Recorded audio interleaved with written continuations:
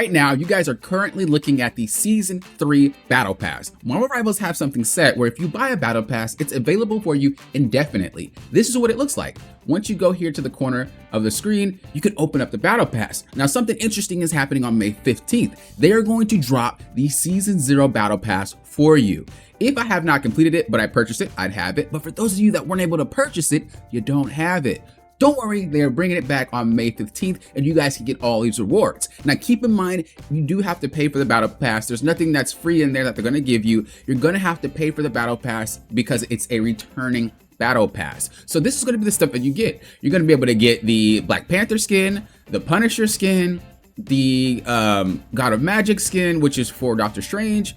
You're gonna be able to get the Empress of Cosmos skin for Hela, but the one, the only Galactic wing skin for Mantis. In my comments, in my Discord, on my streams, when you guys see any videos where I have this showcase, a lot of you guys are like, I really wish I could have had this skin. I wasn't here for it. Well, don't worry, you're able to get it. They are bringing it back May 15th. They even said they might actually end up doing this further down the line. So let's just say you end up missing season 1 or 2 or maybe 5 or 6. They may bring it back because they do understand that sometimes you do end up missing it. Now, I do want to say, for those of us that have purchased it on that day, how do you guys feel? Do you guys think that it's kind of unfair that we purchased it and did the work and then they can get it later? Or do you guys feel like, that's fine, let everybody have their cake and eat it too? And, you know, sometimes wife, kids, husbands, vacations, school, whatever may come into play and you can't play the game or you can't even buy anything at that moment. And so it does come back and you guys are like, that's fine. How do you guys feel about that? Because I do know there has to be some on both sides of the spectrum. Me personally, I'm glad that you guys can get it. I do like that there are some skins in this game that you're unable to get anymore because that makes me feel good. Like the Captain America skin that you guys see me have. I really love that, and it's really cool to be like, oh, I wish I had that skin, I wish I had that skin. But you know, there should be a way for some players to get some of the stuff that they locked away. And so this is going to be dropping on May 15th. You guys are going to be able to get all of these skins. And on top of that, we're going to have a Galactica event. You know, Galactica. We're going to have a Galactica event May 15th. Going to get a whole bunch of free stuff. And any character that debuted on Season 0, you guys will be able to get a free skin for them. As an example, if we take a look at Hawkeye, one of my favorite characters in the game that I cannot play, one of his debut skins is this one, the Free Fall. Now, I really like this skin, but I haven't mustered up the courage to pay for it yet because I'm just not sure I will put it to good use. But with this Season 0 coming, the availability to get that free debut skin with the character, it's going to be great. Now, I don't know if it's all characters that came in Season 0 or if it's selected ones. I don't remember how that functioned, so I'm just going to go off based off what I feel. And I think it's every character that was ever available in Season 0, you can get the debut skin for. That just makes more sense to me because the game literally started on Season 0 unless you play beta and alpha, so all the characters debuted. I don't know.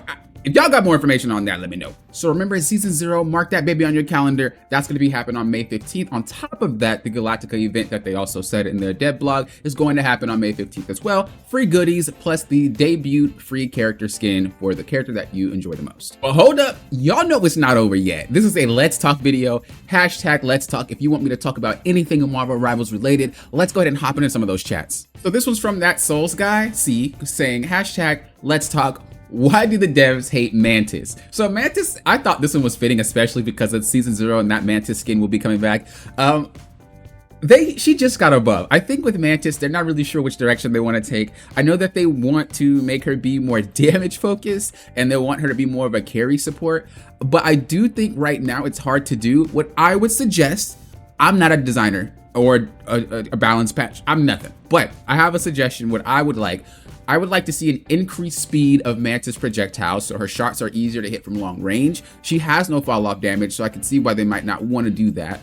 But also, if that does happen, just lower her damage output. This way I can feel a little bit more consistent with my shots or even decrease the ammo. But a lot of the times if they're a little bit too far, especially flying characters, there's not really a way to help out. I feel like there should be more supports that can handle flying characters because generally speaking, when you have a flying character in the match, you're relying on your DPS and sometimes they don't do it. Now there is Adam Warlock, Invisible Woman, which can drop them down but can't really KO them that much. And then Cloak and Dagger, but only Adam Warlock can stay in position and take one out. The other characters have to be a little bit closer, or they have to communicate more to their team about what they're trying to do. So I would like a support that can generally take out these flyers. Maybe it'll be Ultron. Who knows? Ultron's coming soon. Maybe it'll be Ultron. But to put Mantis more into that category of damage dealing, just have her be more consistent and just lower the damage or lower the ammo count. So that way it could kind of balance itself out. I think so far though, Mantis is not that bad. I think that she's actually pretty decent right now. What do you guys think though? Do you guys feel the same way? The devs hate Mantis? Or do you guys feel like, well, maybe they're just not too sure about the direction that they want to go, or maybe they're slowly taking their time to get there? Next question is from Samurai Panda, one of our members actually. Thank you for supporting the channel. Not just you, but all the members. You are the reasons why I can create content for everybody, especially the free VOD reviews, the free coaching, and all that extra juicy good stuff. That's you, that's all you. So thank you guys. If you want to help support the channel, click that join button down below. How many characters should we be focusing to learn in a season? One from each role. More, it's better on focusing on 1 to 3 characters and mastering them, or trying to pick up as many characters depending on the situation, since a lot of characters act as counters to others. So I've said this a lot in my streams and maybe in my Discord as well, and in videos. I don't typically pick characters to counter another character. I pick a character to counter the situation. As an example, players feel like Namor counters Spider-Man. And to an extent it does, but if a Spider-Man is a one trick, has 100 hours, and you only have like 4 hours on Namor, because you don't really play him, but you just pick him for Spider-Man, more often than not, that Spider-Man will be able to handle you. It's not hard for someone who mains a character with hundreds of hours into them to beat someone who's just picking for a counter. This is why I say pick for the situation. So if you are someone who is unsure how many characters they should learn for your role, the best thing that I suggest you do is going to be, think about what characters do you know, and are there any weak spots in your characters? As an example, if we're talking about tank, if you're a Captain America main, you are going to struggle with the flyers. He has no way to really deal with them except some nuanced situations. So you should maybe learn Magneto or learn Doctor Strange. That way you can have an offset should your stuff not work.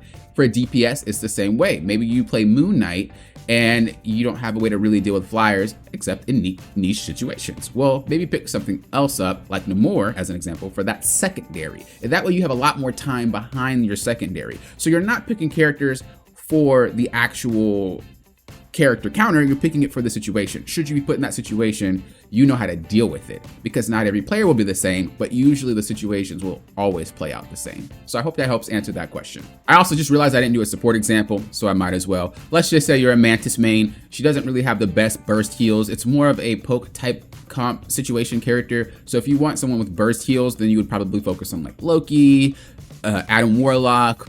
Invisible Woman is really, really good with burst heals. So those are your kind of examples of like having characters that don't need to be too close but can provide sustained healing versus characters that need to be a little bit closer and can provide burst healing for the team. This next comment is from Degenerates Outplaying Nerds. Hashtag let's talk. When I play tank, I'll say I'm about to push into their healers, so push up. I dive the healers, look behind me, and somehow my team loses to a 5v3.